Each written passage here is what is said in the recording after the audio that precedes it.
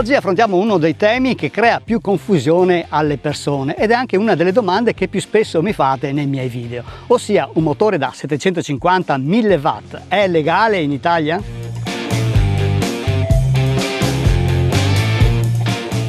La normativa italiana parla molto chiaro, potenza massima 250 watt. Ma allora come mai vediamo in giro biciclette da 500, 750, 1000 watt considerate legali? Mettetevi comodi che vi spiego tutto. La normativa è semplice ed è contenuta nell'articolo 50 del codice della strada che recepisce la direttiva europea EPAC. Una e-bike, per essere considerata bicicletta, deve rispondere a 3 cose. La prima, potenza continua del motore di 250 watt. 2, assistenza elettrica limitata ai 25 km/h. 3, l'assistenza del motore solo se pedaliamo. Sono vietati qualsiasi tipo di acceleratore. È consentito solo l'assistenza alla camminata limitata ai 6 km/h. Ecco che se la nostra e-bike corrisponde a questi parametri è considerata una bicicletta a tutti gli effetti. Quindi niente casco, niente targa e niente assicurazione. Ma allora perché montare un motore da 750 watt come ho fatto anch'io nel mio kit? Non è certo per essere fuori legge e le case costruttrici di motori non hanno certo interesse ad andare contro le normative nazionali, ma per ottenere dei vantaggi e non solo in termini di prestazioni.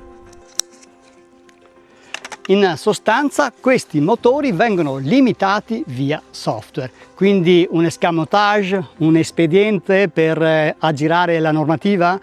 In parte sì, ma in parte anche no, perché come spesso capita per i costruttori di tecnologia, certe volte appunto loro sono più avanti rispetto alla normativa in vigore e vi faccio un esempio. Quando sono nati i droni, per lo più autocostruiti, per riuscire a volare in regola con la normativa era veramente un calvario praticamente impossibile, perché la normativa non era ancora adeguata al tipo di novità tecnologica. E infatti bisognava avere un piano di volo, un'autorizzazione dall'ENAC, quindi dall'ente preposto, dire quando si parte, a che ora, avere la certificazione dell'ENAC che quel veicolo può volare, circoscrivere la zona dove si decollava dove eventualmente si atterrava, doveva essere presente i pompieri, l'ambulanza, quindi in tutto e per tutto era come avere un pilota che guida un aereo autocostruito, quindi con una normativa che ovviamente non era adeguata alla nuova tecnologia dei droni. Ecco che quando sono apparsi nel mercato colossi come DJI in particolare si è rivoluzionato un po' tutto. Loro stessi hanno capito che quello era il problema per il loro business e sono andati loro molto più avanti rispetto alla normativa. Hanno creato quelle che sono le mappe con le zone fly zone e quindi se io vado in un'area dove non si può volare, il mio drone in automatico non si alza. Quindi loro hanno, diciamo, a monte eliminato quelli che potevano essere i problemi di sicurezza. Questo non tanto per essere, diciamo, virtuosi, quanto per tutelare soprattutto la loro azienda in caso appunto che qualcuno utilizzasse dei loro prodotti in maniera non sicura e quindi anche pericolosa. E un po' questo sta succedendo ed è successo anche per quello che riguarda i motori delle e-bike. Limitare la velocità dell'e-bike a 25 km/h può andare bene, anche se in alcuni stati esteri la velocità è leggermente superiore, mentre bloccare il motore a 250 watt, ecco, questo è un parametro discutibile e adesso capiamo il perché.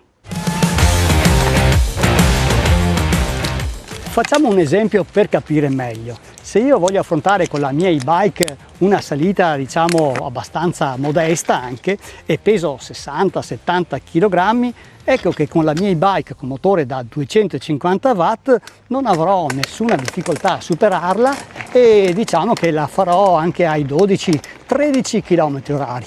Ma se invece io peso 80, 90, 100 kg, ecco che quella salita può diventare un problema. Innanzitutto riuscirò forse a farla ai 4 km/h, rischiando però di portarla veramente tanto sotto sforzo il motore e addirittura di andare in recover, si dice, quindi il motore si blocca perché è troppo sotto sforzo e quindi magari non arriverò mai alla cima di quella salita.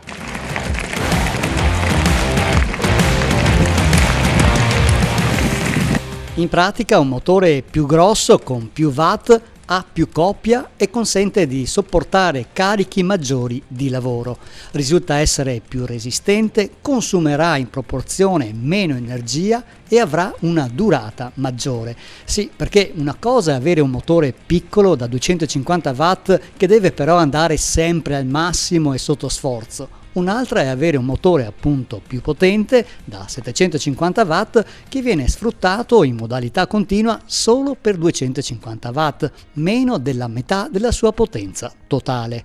Minor sforzo, minor consumi, maggiore spinta a coppia, soprattutto in salita.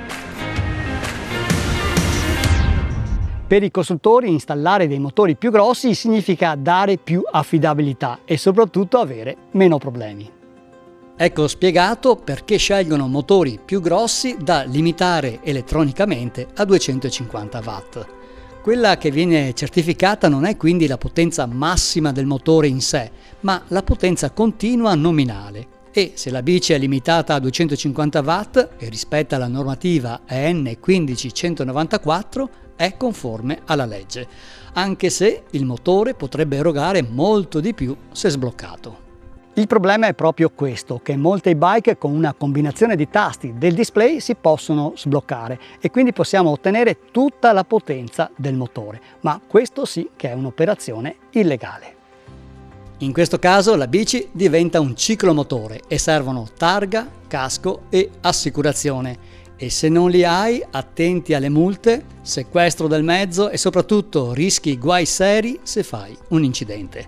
Su strada diventa illegale e la si può usare solo su terreni privati o nei bike park. Devo dire che i brand di e-bike sempre più spesso mi dicono di non menzionare il fatto che le e-bike si possono sbloccare. Questo perché vogliono rimanere all'interno di quella che è la normativa italiana e soprattutto mantenere un mercato. Quindi 750-1000 watt, la potenza non è il male assoluto, ma la potenza è niente senza il controllo. Bene, spero che questo video vi possa aver chiarito un po' di idee. Se vi è piaciuto mettete un bel mi piace, continuate a scrivermi, a commentare e mi raccomando, se non l'avete ancora fatto, iscrivetevi al mio canale.